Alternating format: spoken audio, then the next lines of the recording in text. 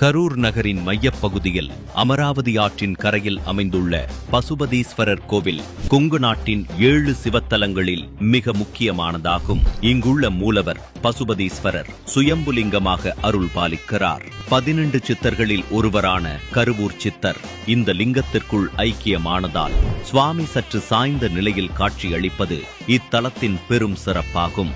ஒவ்வொரு ஆண்டும் பங்குனி மாதத்தில் 3 நாட்கள் சூரிய ஒளி நேரடியாக லிங்கத்தின் மீது விழும் அதிசயம் இங்கு நிகழ்கிறது.